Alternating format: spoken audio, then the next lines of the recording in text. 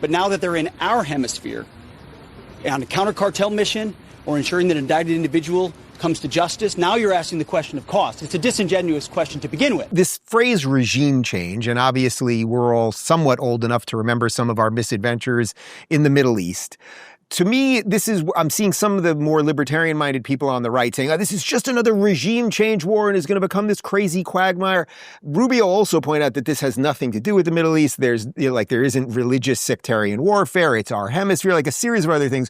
What do you make of that type of reaction from some people on the right? And I do have a sympathy to the aversion for regime change. I just think this is something else altogether. The negative reaction is from about 3 people on Twitter. What's so stunning about this is that Trump wait. Tucker did say that we're doing this so that there will be gay marriage in Venezuela. Notice, though, well, 1, Tucker's on Twitter, but 2, notice Tucker said that, I think, before the action. So since the action, I haven't really heard even Tucker criticize it. He's been very critical of a more muscular foreign policy. And I think this is the genius of Trump here, is Trump managed to mollify both the hardcore neocons who want to bomb every country on earth and the restrictive isolationist types who don't want to get stuck in quagmires. What's even crazier is Trump managed to mollify the Democrats as well as the Republicans. Because you remember, Kamala came out right away, and Kamala said, this action is unlawful. And it was very awkward for her because her own administration called for precisely the arrest of Maduro. In fact, they offered less than a year earlier, $25 million. Yeah. So they offered it. The only difference between her policy and Trump's policy is Trump actually did it and saved $25 million. He should go call Kamala right now and try to get the money. Yeah, because he did it. And so you think, all right, this has been broadly U.S. policy for 25 years now, really since Chavez got elected. And over that time, no one's been able to do it. Trump did it, but it's not like the Bush-era neocons. It's not an abstract ideological war. Unlike the Bush-era neocons, it's not on the other side of the world where we're much less familiar with the culture. This is grounded in over 200 years of American foreign policy, in the Monroe, now Donroe doctrine.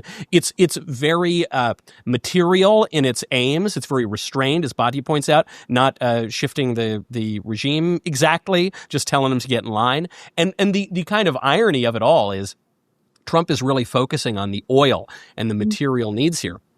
But there actually are some ideals and some geopolitical moves in play because, 1, the guy was a communist dictator. We don't like that. But 2, and this appeases the neocons more, by weakening Maduro, taking out Maduro, weakening the regime, you're also weakening China, the diplomats of which arrived the day before and are still waiting on their meeting with Maduro. You weaken Iran. You weaken Russia, which is already substantially weakened. So it's unbelievable about Trump's action. 1, it was carried out flawlessly. It took an hour and a half. But 2, he seems to have satisfied like everybody, including the Democrats. What if parasites could be living inside your body right now, causing serious health problems without you ever realizing it? Most doctors aren't trained to look for root cause issues like this. Dr. Peter McCullough recently highlighted a case in the New England Journal of Medicine where a man went blind in one eye due to parasitic worms. Across medicine, the evidence is clear. Parasites are a real and growing threat, and not just in the third world. The wellness company's ivermectin plus mebendazole parasite cleanse is a doctor-prescribed USA compounded combination designed to help the body eliminate parasites. One cycle takes just 21 days and includes a full 90-day supply. The process is fully digital, complete an intake form, a doctor reviews it, and the cleanse arrives in about a week. Be proactive with the wellness company's parasite cleanse. Go to twc.health/Rubin and use code Rubin to save $90 off plus free shipping. That's twc.health/Rubin, code Rubin. Just not CNN. Here's Pete Hegseth. I want to emphasize that question from CNN. The question's never asked how much does it cost when they're in the Mediterranean or the Red Sea or the Indian Ocean or the Pacific.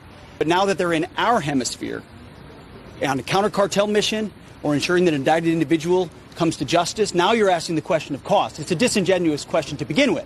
You're trying to find any angle possible to undermine the success of one of the most historic military missions the world has ever seen. The level of sophistication that Senate just was briefed on and the House was briefed on, a classified level, is something only the United States of America can accomplish. The world is taking notice of that. Certainly Venezuela is taking notice of that. And it continues because 2 oil tankers, 2 overnight, were seized by the United States of America, stateless or sanctioned, because the oil blockade, the quarantine of oil out of unsanctioned or stateless vessels continues. That leverage will continue.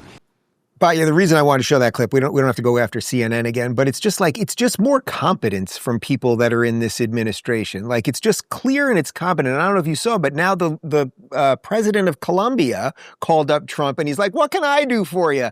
Because a signal has been sent to the world. Stop sending drugs our way. Stop working with gangs. Like, we might, I don't know, show up in the middle of the night and bring you here. Like, and to me, it's just all good. It's not, to sort of what Michael pointed out, it's not to say nothing bad could happen in any of the transition, but that basically we're reasserting ourselves again as the one world superpower, and I think that's good. Definitely. And, like Michael said, hardest hit China and Russia and Iran. It's like, who's howling? It's China, Russia, Iran, and CNN. You know what I mean? Like, there's like a lesson there for anybody who's like watching really closely here.